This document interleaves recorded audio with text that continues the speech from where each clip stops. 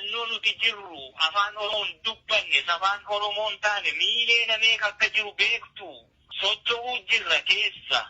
Jarri kun beeki akkuma naannoo jiranii fi Oromiyaa irratti dhalatanii guddatan keessa jiraatanitti akka Oromoo tokkoo fi sanaa olitti jiraataa jiru. Yeroo irraa yerootti ajjechaan sabaaf sablammii qabatee naannoo adda addaa keessumaa kutaa naannoo gara Amaaraa fa'aa gara Kibbaa fa'aatti adeemu gara nuti jirru irratti takka dhageessanii beektu. Qawwee harkaa qabna. Jarri kun ofittisuu uummata hin dandeenye uummata nagaatu jira. Yoo ilaalcha sabummaa isaanii qofaa irratti hundaa'e miidhaan keenya ta'e eenyutu nu ittisa.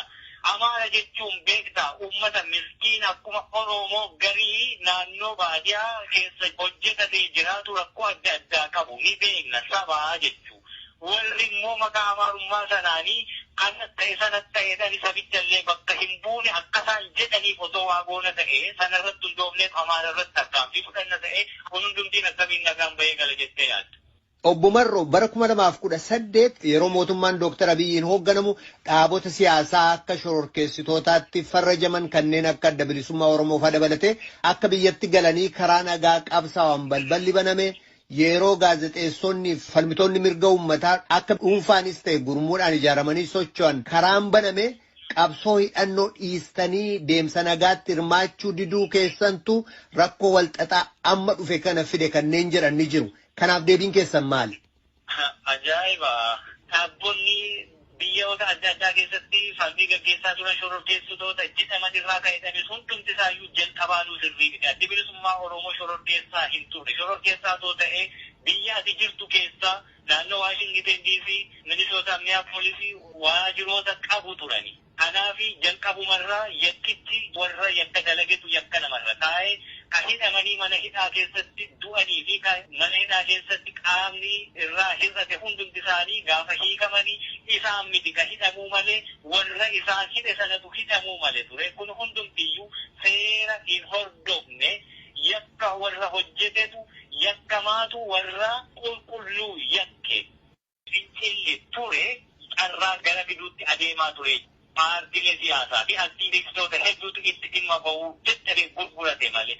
Mee biyya Sudaan kaabaa Albashir irratti fincila adeemaa ture ilaalin nama kana achirraa buusuu qofaatiin miti namooti paartii siyaasuma dhaabicha keessa ta'an Albashiriin deeggaranii qabsoo sana ugguruuf turan akkuma kan Itoophiyaa keessa. Uummanni Sudaan ni dide.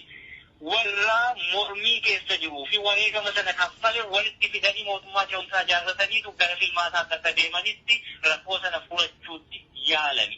Itoophiyaa keessatti sun hin taane qaamuma kaleessa nama ajjeesaa hidhaa turetu deebi'ee barcuma aangoo siyaasa uummata harkaa fudhate.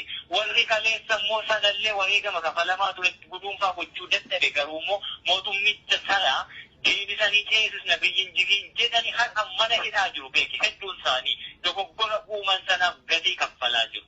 Kanatu ta'uutti jira. Gaaffiin ilmaan Oromoo bara dheeraa fincilli dargaggoon hedduun qarree fi qeerroon Oromoo hedduun itti fidimamanii deebii hin arganne.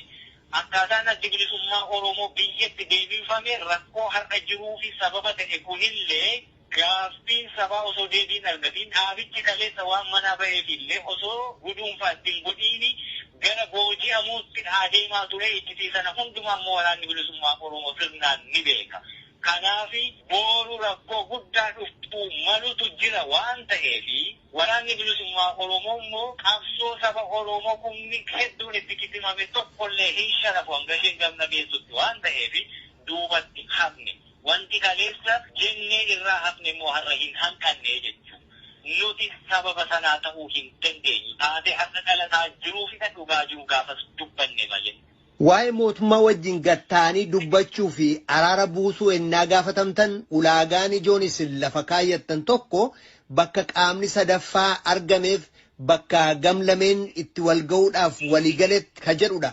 Qaama sadaffaa ennaa jettan qaama biyya keessaa jechuu keessa immoo qaama biyya alaa. Fakkeenyaaf qaamota akkamiiti? Isa kana namoo gaazexeessaa keessan biyya keessaa Naakoor Malkaa jedhamutti kanaan durallee intarviiyuun na taasise himeen ture. Qaama sadaffaa jechuun maal jechuu ka jedhu qaama sadaffaa jechuun rakkoo yookaan dhibdee wal fakkaataa akkasii addunyaa mudatte hiikuu irratti muuxannoo gahaa qabu nagaa waaraa saba gidduu galeessa godhate buusuu fi malee qaama tokko fayyaduu fi fedhii gar tokkotti looge kan hin qabaanne abbootii amantaarraa ta'uu danda'a, jaarsa biyyaarraa ta'uu danda'a, international NGOs ta'uu danda'u, international conflict resolvers ta'uu danda'u, Afrikaa keessaa ta'u, biyyoota Awurooppaa, Ameerikaa iddoo barbaaderraa ta'u, biyya keessaa iyyuu haa ta'u.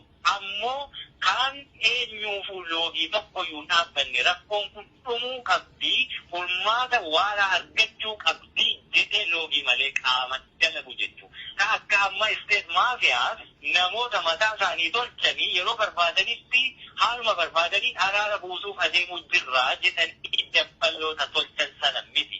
Warra abbootii gadaa jaarsa biyyaa jedhanii tokko gadaan Oromootu sirnaan akka gadaa beeknuuf ulaagaa gadaa guutuu hin qabdu Oromoon har'a. Kittuun gadaa ka hafte xiqqoo ka jirtu Boorana keessa turte isheeyyuu balleessanii jiran. Namoonni ulaagaa gadaa guutaniyyuu hin jiranii. Hundumtuu mandara keessaa abbaa gadaa ofiin jechaa jira. Oromoon gadaa meeqa qabdii fi abbootii gadaa meeqa qabdii beekamee soo jiruuti jechuudha. Warra akkasii rakkoo kana furuu osoo hin taane rakkoo kanatti beenzina naqanii miti rakkoon kun kan furamuu danda'u. Qaamoti nuti jenne yoo jiraate yoomiyyuu fixachuuf qophii jenneerra har'as wanni jijjiirame hin jiru. Garuu amma rakkoo guddaan ka jiru biyyi impaayerri Itoophiyaa mootummaa uummata bakka bu'uu waan kana dubbatee furuu danda'u hin qabu. Rakkoo guddaa dhibee kana isa kana. Akeeka qabsoo keessanii yeroo adda addaatti innaa dubbattan bilisummaa uummata Oromoo, walabummaa Oromiyaaf birmadummaa daangaa Oromiyaati jettu. Maal jechuudha kun? Kana jechuun Oromiyaa biyya taate alaabaa mataa ishee qabdu, seera mataa ishee baafattee, mootummaa mataa ishee ijaarratte jechuudha. Yoo uummanni Oromoo hiree kanatu na baasa jedhee murteeffate. Kana godhuu fi falmii gaggeessinaa uummanni keenya immoo mirga hiree murteeffannaa hanga fottoqiinsaa jedhu konstitushiniin biyyittii bara chaartarri seename 1991 addi bilisummaa Oromoo gaafas biyya seenellee harka keessaa qabu mirga hiree sabootaaf kennametu jira suntu hojiitti hiikama. Sabitti mirga hiree murteeffannaa impaayera Itoophiyaa keessa jiraachuu hanga yoo sun hin taaneefi fottoquu jedhu hiree kennameefutu jira.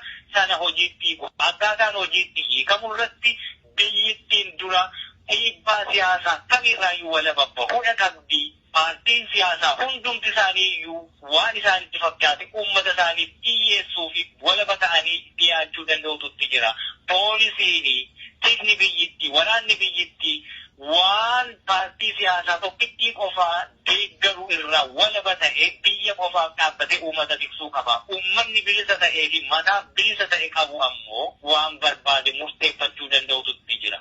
Har'a haala amma jiru kana yoo amma kaate rifereendamii Oromiyaan Itoophiyaa keessaa jiraattu moo Oromiyaan biyya of dandeessee haa taatu gaggeessi jedhan waraana nama ajjeesu jira, poolisii nama hidhutu jira, tika nama ukkaamsutu jira. Uummanni sagalee isaa kanannaasaa jedhee kennachuu hin danda'u. Kanaafuu uummati kun jalqaba bilisa ta'uutu irra jira.